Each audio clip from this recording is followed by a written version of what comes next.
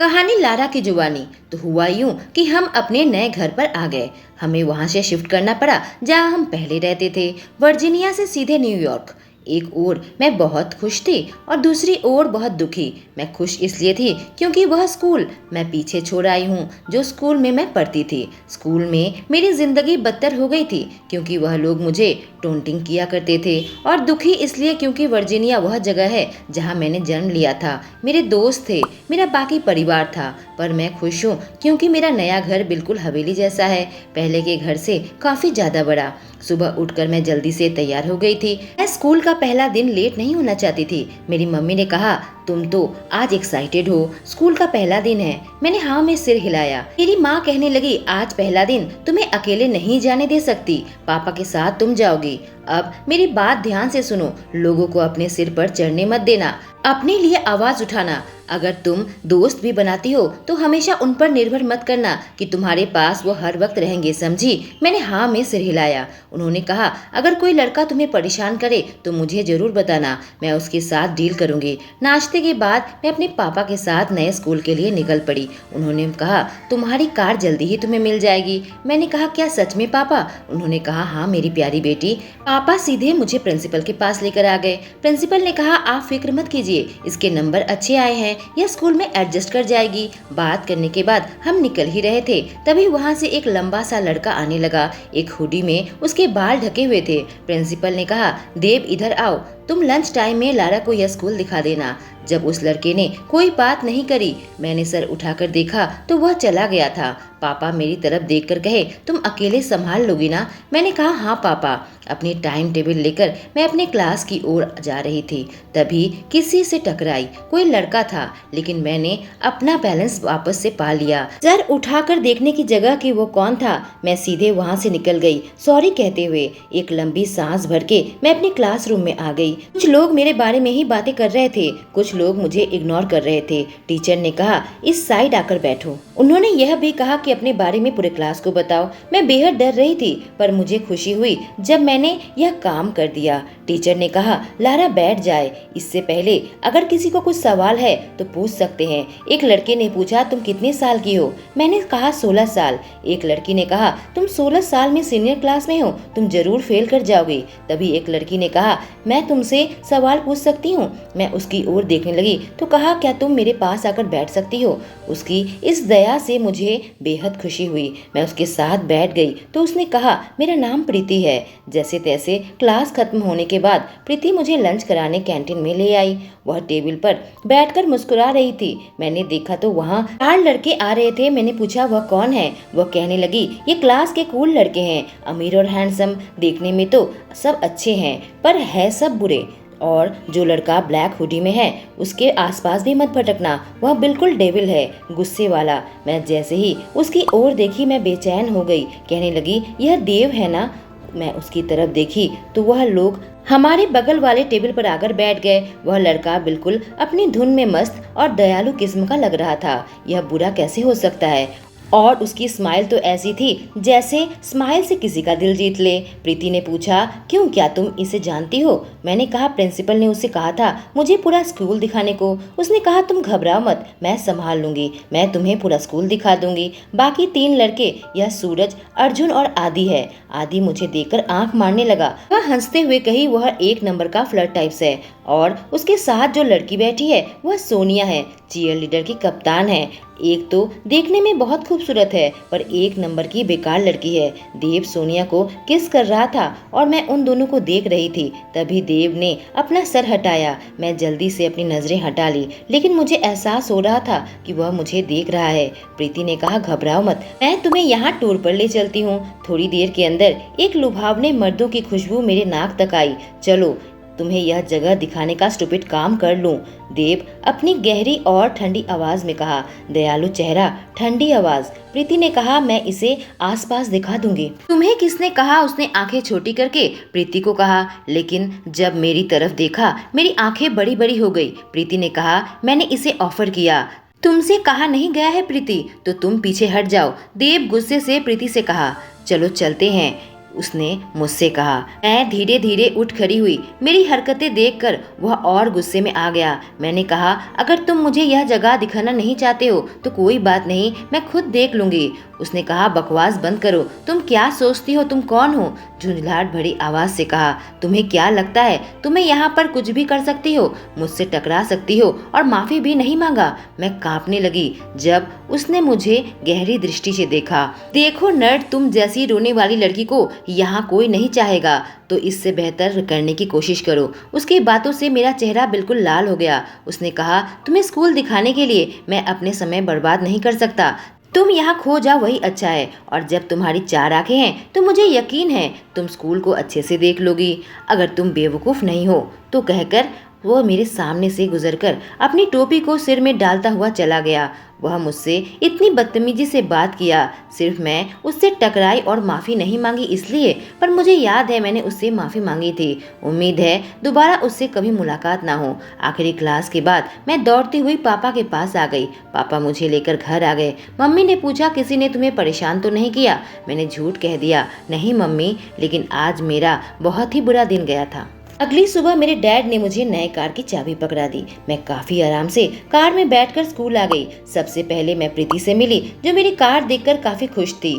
फिर दोनों अपने अपने रास्ते निकल गए। मुझे अपने लॉकर से किताबें निकालनी थी, लेकिन जैसे ही मैं वहां पहुंची मुझे आगे मुसीबत नजर आई। देव मेरी लॉकर पर पीठ टिकाए खड़ा हुआ था और साथ में वह तीनों लड़के भी। मुझे हैरानी हुई यह मेरा लॉकर कैसे ढूंढा, पर मुझे अपनी लॉकर को यूज करना था।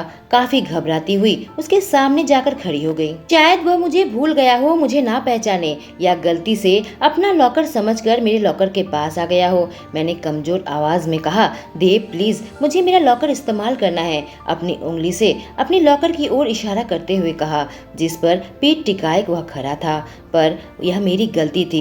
बिना किसी भाव के वह मेरी ओर देखा और मेरे हाथ को पकड़कर मुझे दबोच कर लॉकर में मेरी पीठ टिका दी। देव कहते हुए मैं उसकी पकड़ से अपने आप को छुड़ाने की कोशिश करने लगी। तुम्हें पता है अगर तुम पहले दिन मुझसे टकराओगी तो क्या हाल होगा? वह मेरे ऊपर खुद को टिकाता हुआ कहा और मैं अपने होंठ काटने लगी। यह तुम्हें मेरा दुश्मन बना देगा। उसके बाद मुझे जो चीज़ याद आई, उसने अपने हाथ की वह ड्रिंक मेरे सर के ऊपर गिरा दी। वह ड्रिंक काफ़ी ठंडी थी और अब मेरे ऊपर थी। ठंड के कारण मैं कांपने लगी। मैंने अपनी आंखें खोली उस लड़के को देखने के लिए जो मुझे यूं अपने हाथों से कैदी बना रखा था, और सामने खड़े 3 लड़के जो हंस रहे थे। और मुझे पता है मेरी शर्ट खराब हो गई थी। तभी मुझे नजर आया देव के गाल लाल हो गए थे।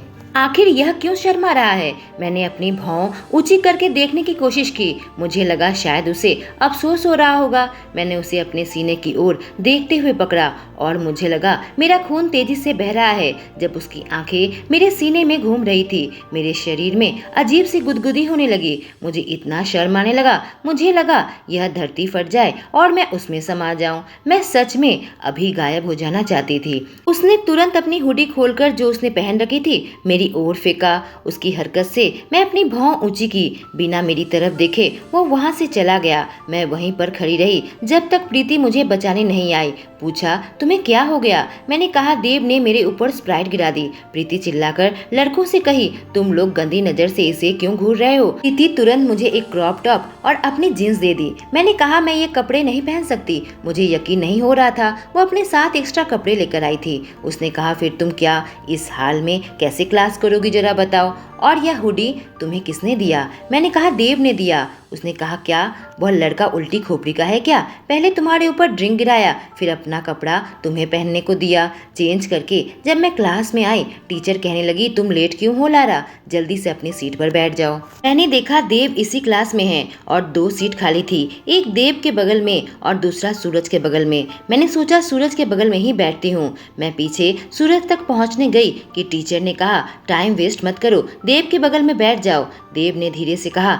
जाहिल लड़की, कि मेरी हुडी वापस करो, यह सच में उल्टी खोपड़ी का लड़का है। मैं जल्दी से अपने नोट्स निकाल लिए। मैं बिल्कुल सहम गई जब उसने अपने पैर से मेरे पैरों को छुआ। मैं अपने आप को शांत करने लगी और अपने पैर हटा लिए, लेकिन कुछ ही सेकंड में उसके पैर फिर से मेरे पैर को छुआ और मेरी सांसें बेहद तेज हो गई। मैं हल्की सी आवाज की, अच्छा हुआ उसने यह काम बंद कर दिया। मैं अपनी शॉर्ट टॉप नीचे खींचने की कोशिश की। देव मेरे कमर के खुले हिस्से को अपनी उंगलियों से छूने लगा और मैं सिहर उठी।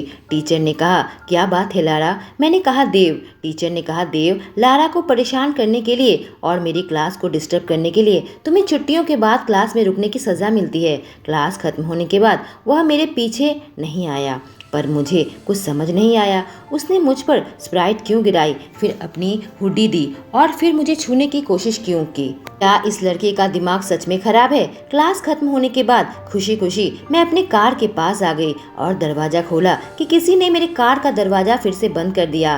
देव ने कहा, तुम्हें क्या लगा था तुम भाग निकलोगी? वह मेरे करीब आता गया। जब तक कार से मेरी पीठ न टकराई वह मेरे ऊपर झुक गया, जब तक हमारा चेहरा बस कुछ ही इंच दूर रह गए थे। कहा, जाहिल लड़की। मैंने कहा, मुझे माफ कर देना। मैंने सीधे उसकी आंखों में देखा। उसने कहा, तुम्हें शायद एहसास नहीं तुम किससे टकरा रही हो। बिना सांस लिए मैंने कहा, मुझे माफ कर दो, पर वह पीछे नहीं हटा। मेरे गर्दन पर हाथ रखकर अपने माथे को मेरे माथे के साथ टिका दिया। भाड़ में जाओ कहकर वो वहां से निकल गया और मैं अपनी कार में कांपती हुई अपने घर पहुंची। जब तक घर पहुंची बुरे हाल में थी। घर पर आकर मम्मी डैडी से मिलकर जैसे ही मैं अपने कमरे में आई, देखा दरवाजा खुला हुआ है। राज कहकर मैं दौड़कर उसके पास आई, उसके सीने से लिपट गई। वह कहने लगा, मेरी बहन कैसी हो? मैं अपने घर पर बेहद घबराई हुई थी। मेरे मम्मी डैडी मुझसे पूछने लगे, सब ठीक तो है ना स्कूल में? मैंने कहा, माँ सब ठीक है। जब मैं रात में सोने आई तो देव के बारे में सोच रही थी कि किस तरह से उसने मेरी जिंदगी को दुष्कर बना दिया। 2 हफ्ते बीत गए थे और देव ने मेरी जिंदगी दुष्कर बनाने की कोई कसर नहीं छोड़ी थी। पापा ने कहा, देव और उनके परिवार को माँ ने हमारे घर पर खाने के लिए बुलाया है। यह सुनकर ऐसा लगा मैं सिकुड़ रही हूँ। बिल्कुल घबराहट से मैंने पूछा, माँ आप उसे कैसे जानती हैं? माँ ने कहा, उसकी माँ को जानती हूँ, हम दोनों साथ में बैंक में काम करते थे, एक अरसा हो गया। डैड ने कहा, यह वही लड़का है ना जो तुम्हें स्कूल घुमा कर दिखाया था? मैं मन ही मन सोचा, कब दिखाया उसने मुझे स्कूल? माँ ने कहा, तब तो तुम उसे धुतकार नहीं सकती। मैं लाइब्रेरी में आकर ज्योग्राफी की बुक देख रही थी, पर वह काफी ऊंचाई पर थी और मेरा हाथ नहीं पहुंच रहा था। तभी सामने सूरज आ गया। उसने वह किताब उतारकर मुझे दे दी। मैं चुपचाप बैठकर पढ़ने जा रही थी। कहा, यह मेरी सीट है। मैंने कहा, सूरज मुझे यहाँ बैठकर पढ़ने दो, मैं इस कोने में रहना चाहती थी। मैंने देखा देव मेरी ओर देख रहा था। सूरज ने कहा, बैठ जाओ, पर यह मत समझना मैं तुम्हारा दोस्त हूँ। मैंने सोचा, यह किताब मैं अपने नाम पर इशू करके घर ले जाती हूँ। लाइब्रेरियन से किताब इशू कर मैं जाने लगी थी, तब भी देखा देव मेरी ओर ही देख रहा था। इस लड़के के साथ आखिर दिक्कत क्या है? अगले दिन मेरे भाई ने कहा, मैं तुम्हारी कार उधार लेना चाहता हूँ, छुट्टी के टाइम मैं लेने आ जाऊंगा। उसने मुझे क्लास ड्रॉप कर दिया था। मैं बैठी हुई थी, प्रीति मेरे पास आकर बैठी हुई थी, थोड़ी सी परेशान लग रही थी। मैंने पूछा, क्या हुआ? उसने कहा, कुछ नहीं, मैं जानती हूँ वह नहीं बताएगी। थोड़ी देर बाद क्लास के अंदर देव आ गया। उसकी नजरें मुझ पर पड़ गई। नजरें मिलते ही मैं घबरा गई, आंखें हटा ली। वह मेरे पीछे बैठ गया। मुझे एहसास हो रहा था वह मुझे ही देख रहा है। मैं मुड़कर देखी, पर पकड़े जाने पर वह भी नजरें नहीं हटाया, जिससे मेरे कान गर्म हो गए। टीचर ने धुतकारा, लारा तुम्हारा ध्यान किधर है? शर्म से मेरे गाल लाल हो गए। आखिर यह मुझे देख क्यों रहा है? लंच टाइम में मुझे अपने लॉकर में कुछ सामान रखना था। मैं वहां गई। अचानक मेरी नजर देव पर पड़ी। वह सोनिया के साथ था। सोनिया उसके होठों को चूमा। जैसे ही देव की नजर मुझ पर पड़ी, वो सोनिया को पकड़कर किस करने लगा। मुझे ऐसे लगा मुझे दिखाने के लिए कर रहा है। जल्दी से अपना लॉकर बंद करके मैं कैंटीन में पहुंची। लंबी लाइन में लगकर अपना खाना लिया, पर जैसे ही मैं अपनी सीट पर बैठने जा रही थी, देव मेरे सामने बिल्कुल चट्टान समान खड़ा हो गया। मैं दाएं होने लगी, उसने मेरा रास्ता रोका। मैं बाएं से जाने लगी, फिर भी वह मुझे रोकने लगा। उसने पूछा, तुम कहाँ जा रही हो मुझे अनदेखा कर? मैंने कुछ नहीं कहा, उसकी साइड से गुजरने गई। उसने मेरा हाथ पकड़ लिया और खींचकर मुझे मेरी जगह पर वापस ले आया। कहा, मैं तुमसे एक बार पूछूंगा, तुम कहाँ जा रही हो? मैंने अपने सिर उठाकर कहा, मैं लंच करने जा रही हूँ। उसने अपने हाथ से मेरे पानी की बोतल उठा ली और उसे खोलकर बोतल मेरे सिर के ऊपर पूरी खाली कर दी। ठंडा पानी जैसे ही मेरी त्वचा को छुआ मैं कांपने लगी। बहुत अच्छा किया बेबी, सोनिया ने कहा। किस्मत अच्छी थी कि वह पानी मेरे कपड़ों को नहीं भिगाया था, बस मेरी चोटी गीली हुई थी। मैं उनको साइड करके जाने लगी कि सोनिया ने अपनी पैर अड़ा दी और मैं काफी जोर से नीचे गिरी। मेरा सारा खाना बिखर गया। सोनिया ने कुटिल मुस्कान देकर कहा, ओह सॉरी। मैंने देखा देव के चेहरे का भाव बदल गया था, पर मेरे पास वह देखने का समय नहीं था। मुझे चोट लगी थी। सोनिया और देव मेरे सामने से निकलकर चले गए और मैं वहीं दर्द से नीचे बैठी रही। कैंटीन में सब लोग मेरी तरफ देख रहे थे। तभी कोई सामने से मेरे पास आ गया। सूरज था, उन्हीं के ग्रुप का लड़का। मैंने कहा, मुझे अकेला छोड़ दो। उसने कहा, मैं उन लोगों की तरह बुरा नहीं हूँ, मुझे तुम्हारी मदद करने दो। उसने मुझे उठाया। मैंने कहा, थैंक यू। कहानी देव की जुबानी। अर्जुन ने कहा, तुमने बहुत गलत किया। सोनिया ने कहा, अपना मुंह बंद रखो।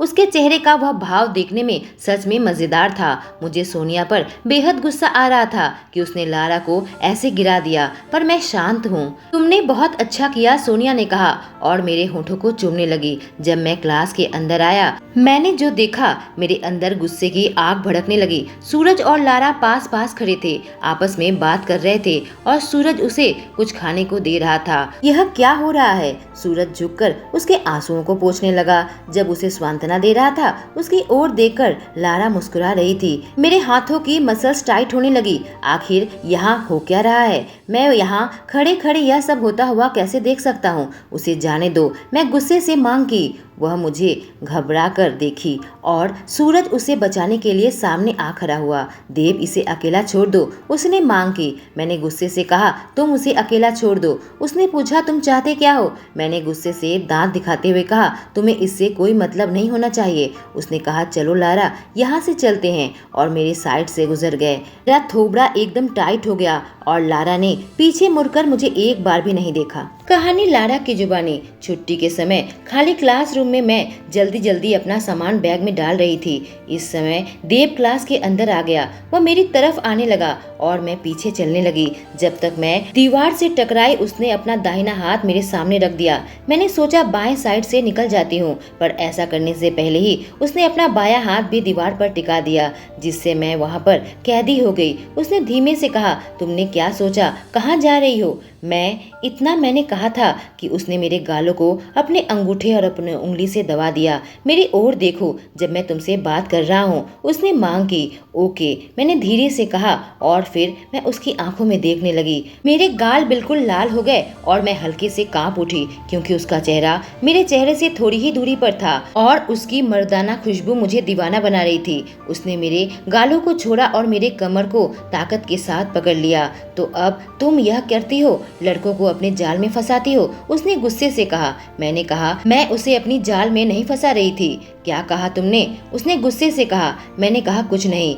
फिर हर जगह तुम और सूरज क्यों नजर आते हो, बताओ मुझे? उसने गुस्से से पूछा। मैं अबाक होकर उसकी ओर देखने लगी। इससे इसे क्या फर्क पड़ता है? मैं तुम्हें उसके आसपास नहीं देखना चाहता, समझ गई तुम? उसने फैसला सुना दिया। मैं मन ही मन सोचने लगी, मेरी जिंदगी को तुम कंट्रोल करते हो क्या? पर इतना कहने की मुझ में हिम्मत नहीं थी। मैंने डरते हुए पूछा, क्यों? मुझे एहसास हुआ उसका हाथ मेरे कमर पर और टाइट हो गए। उसने कहा, क्योंकि मैंने कहा है, समझ गई ना? मैंने अपनी नजर दूसरी ओर कर ली। उसने कहा, मेरी ओर देखो। मैंने कहा, नहीं देख सकती। उसने मुझे फिर से पीछे धकेल दिया, मेरे बिल्कुल करीब आ गया, मेरे जिस्म से चिपक गया। उसके होंठ मेरे होंठों के बेहद नजदीक थे।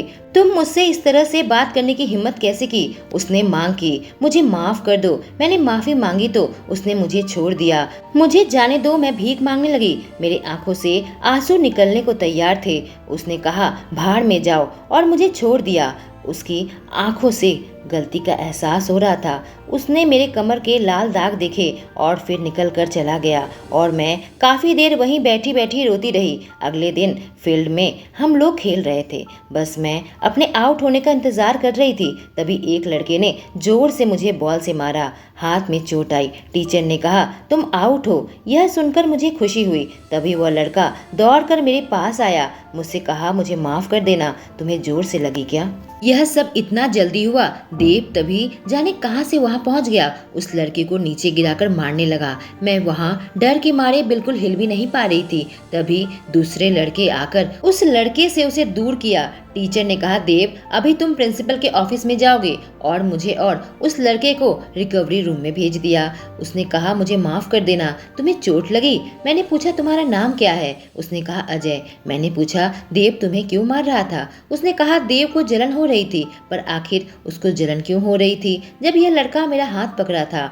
बाद में मैं प्रीति को बताया, आज देव और उसकी फैमिली मेरे घर पर खाने को आ रही है। उसने आंखें बड़ी बड़ी कर ली। शाम को मैं एक शॉर्ट ड्रेस पहनी जो मेरी माँ ने निकाल कर दिए थे। आज मैंने अपने बालों को खुला छोड़ दिया था और रोज की तरह हल्का ही मेकअप किया था। चश्मा पहनकर नीचे आ गई। मेरा दिल तेजी से धड़कने लगा जब मैंने देव को अपने सामने पाया। वह एक जींस और स्लीवलेस हुडी में था। उसके मसल और हाथ दिखाई दे रहे थे। बहुत हॉट लग रहा था। उसने नजर भर मुझे देखा। तभी मेरी माँ ने आवाज दिया, आओ तुम्हें सबसे इंट्रोडक्शन करवा दूं। सब बैठकर बातें कर रहे थे। तभी पीछे की खिड़की खुलने की आवाज आई। माँ ने कहा, जाकर खिड़की बंद करके आओ। मैंने हाँ में सिर हिलाया और घर के पीछे साइड में जाने लगी। देव के सामने से गुजरी। उसकी खुशबू फिर से मुझे दीवाना बना रही थी। जब पीछे पहुंची, देखा देव मेरे सामने खड़ा था। खिड़की बंद करके मैं वहां से गुजरने लगी कि तभी देव मेरे कमर में हाथ रखकर मुझे बेहद करीब खींच लिया। जैसे ही मेरे जिस्म उसके जिस्म से चिपक गए, मैं बिल्कुल वहीं जम गई।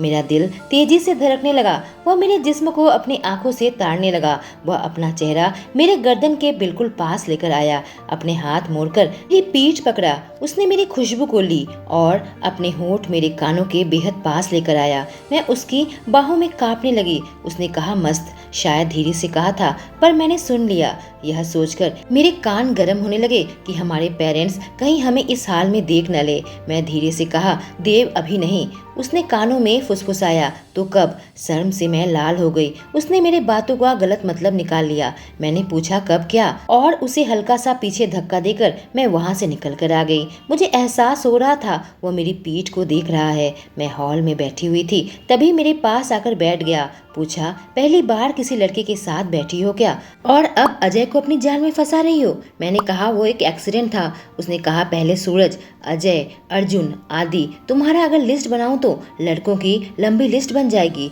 वह मुझे गुस्सा दिला रहा था। अचानक मैंने उसे मेरे खुले जांघ को घूरते हुए पकड़ लिया। बेशर्मों की तरह उसने मेरी आंखों में देखा और फिर मेरा जांघ देखने लगा। शर्म से मैं लाल हो गई। उसने कहा, तुम इसलिए ऐसे कपड़े पहनती हो ताकि अपने दाग भरे हुए जांघ मुझे दिखा सको? मुझे हैरानी होती है कि तुम ऐसे जिस्म के साथ लड़कों को कैसे फंसाती हो। उसकी बातों से मुझे बहुत ठेस पहुंची थी। कोई मेरे शरीर की बनावट को लेकर ऐसी बातें कर रहा था। मैं जानती हूँ मैं खूबसूरत हूँ, चाहे कोई भी कुछ भी बोले, मुझे फर्क नहीं पड़ता। पर इसकी बातों से मुझे इतना दुख क्यों पहुंचा? मैं उसकी ओर देख रही थी। उसने कहा, मेरे चेहरे को यूं क्यों घूर रही हो? मैंने अपनी जांघ को देखा। उसमें ऐसा कुछ दाग नहीं था। उसकी बातों से मुझे इतना दुख पहुंचा कि मैं मौका मिलते ही बाथरूम में आ गई और रोने लगी। करीब 5 मिनट रोने के बाद मैंने अपना चेहरा अच्छे से साफ किया और फिर अपने कमरे में आ गई। कुछ देर में मेरे आईने में देव नजर आया। मेरे भाई राज ने उसे मेरा कमरा क्यों दिखा दिया। उसने मुझे पकड़कर दीवार के साथ चिकाड़ दिया और उसके नाक मेरे नाक के साथ रगड़ने लगा। उसने कहा, यह अच्छी बात नहीं है, जब घर में गेस्ट हो तो तुम ऊपर आ जाओ। मैं जमीन की तरफ देखते हुए कहा, ठीक है। उसने गुस्से से कहा, जब मुझसे बात कर रही हो तो मेरी आंखों में देखो। घबराहट से मैंने सिर हिलाया तो उसे अपने होठों की ओर देखता हुआ पाया। वह अपने होठों को मेरे कान के पास ले आया और फिर नीचे मेरे गर्दन के पास लाने लगा। मैं बहुत नर्वस हो गई जब मैंने उसके होठों को अपने गले की त्वचा में महसूस किया। वह अपने होठों से और दांत से मेरे गर्दन को हल्के हल्के चूसने लगा और काटने लगा, जिससे मैं बिल्कुल कांप उठी। उस एहसास से मेरे मुंह से सिसकी निकली। मैंने उसे हल्का सा धक्का दी थी। मैंने कहा, प्लीज रुको। उसने कहा, क्यों? और फिर उसने अपने होठों और दांत से मेरे गर्दन पर काटने लगा, जिससे मेरी हल्की चीख निकली। मैंने कहा, देव प्लीज मुझे जाने दो। तभी मेरा भाई राज आ गया। उसने मुझे झट से छोड़ दिया। मेरे गले को देखकर कहा, तुम्हारे गले में क्या हुआ लारा? मैंने कहा, भाई कुछ नहीं, मच्छर काट लिया। राज बोला, देव यहाँ क्या कर रहा है? मैंने कहा वह भी देखने के लिए आया था। मेरे भाई ने कहा मुझे लगा तुम दोनों आपस में मोहब्बत कर रहे हो। मैंने कहा भाई कैसी बातें कर रहे हो। वो हंसता हुआ कहा मैं मजाक कर रहा हूँ। मैंने मेहमान को विदा कर दिया था। फिर जब मैं अपने गले का वह दाग देखा मैंने गूगल किया, जब एक लड़का किसी लड़की को गर्दन में काटे इसका मतलब क्या होता है। उसका उत्तर यही आया कि जब यह लड़का एक लड़की को गले में काटता है इसका मतलब वह और चाहता है, वह मोहब्बत करता है और उस लड़की के प्रति जुनूनी है। इससे अधिक मैं पढ़ नहीं पाई। उसने अजय को मारा, मुझे सूरज से दूर रहने को कहा, मेरे गले को काटा। वहीं उसने कहा मैं देखने में अच्छी नहीं हूँ। इन सब का मतलब निकाल पाना असंभव है। मेरे साथ इतना बुरा करने के बाद भी मेरे अंदर ऐसी गुदगुदी क्यों मची है, मेरे अंदर ऐसी आग क्यों लगी है कि मुझे और चाहिए। कहानी देव की जुबानी। यह देखकर मुझे बहुत चोट पहुंची जब लारा और अजय रिकवरी रूम में एक साथ जा रहे थे, जबकि उसने उसे बॉल से मारा था। जाने उन दोनों उस कमरे में अकेले क्या किया होगा, यह सोचकर भी मेरा खून खौलता है। डिनर से घर जाते वक्त मुझे उसके लिए बुरा लग रहा था। मैंने उसे चोट पहुंचाया, पर एक तरफ मुझे अच्छा भी लग रहा था क्योंकि मैं उसे महसूस कर पाया। वो बहुत ही नर्म, नाजुक और कमसिन है। मैं अब उससे अपनी नजरें नहीं हटा पा रहा था।